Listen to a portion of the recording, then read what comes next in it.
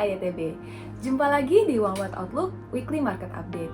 Saya Claudia Simanungkalit, siap memberikan informasi dan analisa pasar terkini, global dan domestik untuk membantu Anda memilih strategi investasi terbaik.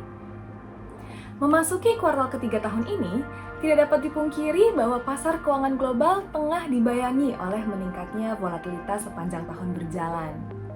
Berbagai katalis turut menjadi faktor penggerak pasar, di mana fokus utama investor masih tertuju pada arah kebijakan moneter bank-bank sentral dunia, khususnya The Fed di Amerika Serikat, di tengah melonjaknya inflasi global dan kekhawatiran akan dampaknya terhadap pertumbuhan ekonomi. Di pasar global, setelah sempat melemah selama 7 minggu berturut-turut, bursa saham Amerika Serikat terlihat berhasil membukukan penguatan mingguan pekan lalu.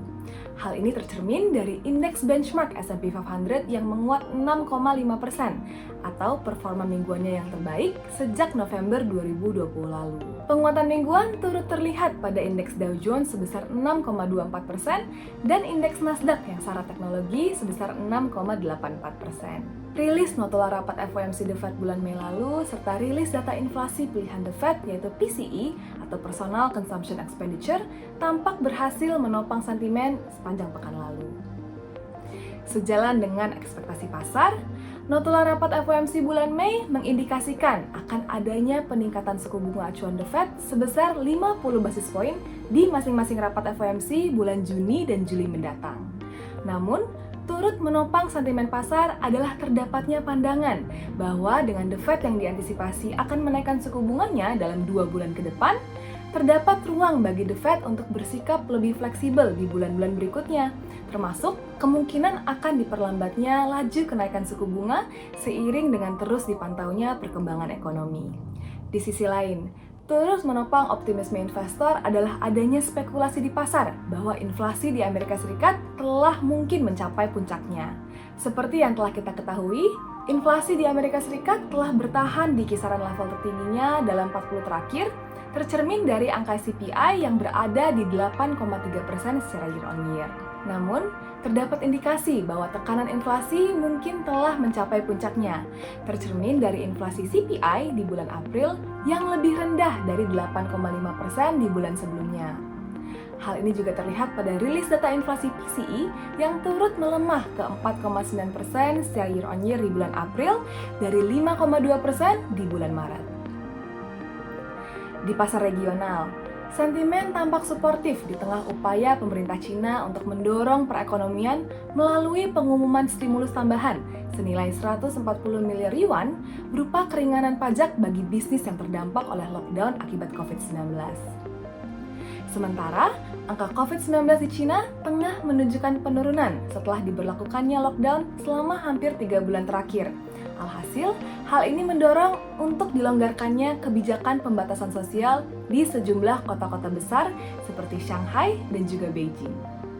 Beralih ke pasar domestik, setelah sempat mencatatkan aksi jual selama 2 minggu berturut-turut, investor asing tampak kembali membukukan pembelian bersih senilai 1,39 triliun rupiah di pasar reguler, mendorong IHSG untuk menguat sebesar 1,56% sepekan lalu. Obligasi pemerintah Indonesia serta mata uang rupiah masing-masing turut membukukan penguatan, tercermin dari imbal hasil obligasi pemerintah tenor 10 tahun yang turun menjadi 7,07% dan rupiah yang ditutup di level 14.577 terhadap US dollar. Pekan lalu, Bank Indonesia mengumumkan keputusannya untuk mempertahankan suku bunga acuan tetap di level 3,5%, terlepas adanya ekspektasi pasar untuk kenaikan di tengah kenaikan inflasi bulan April lalu yang menyentuh level 3,47% secara year on year. Namun, Bank Indonesia turut memutuskan untuk menaikkan giro wajib minimum atau GWM perbankan dari yang sebelumnya sebanyak 6,5% di bulan September menjadi 9%, yang alhasil akan menambah serapan likuiditas sebesar 110 triliun rupiah.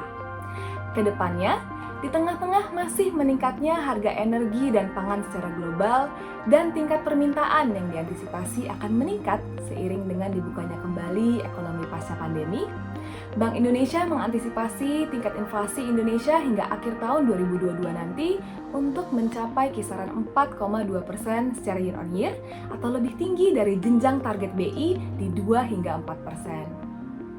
Dengan demikian, grup kami pun memproyeksikan potensi akan kenaikan suku bunga BI hingga 4 kali di tahun ini menuju level 4,5% per akhir tahun, seiring dengan meningkatnya tekanan harga dan faktor eksternal seperti The Fed yang tengah turut menaikkan suku bunganya. Sekian informasi dan analisa kali ini. Untuk mengikuti update pasar terkini, Anda dapat mengakses weekly market journal kami melalui link berikut.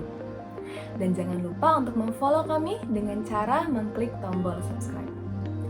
Saya Claudia Simanung Khalid, nantikan OneWorld Outlook berikutnya di minggu depan. Salam TITB.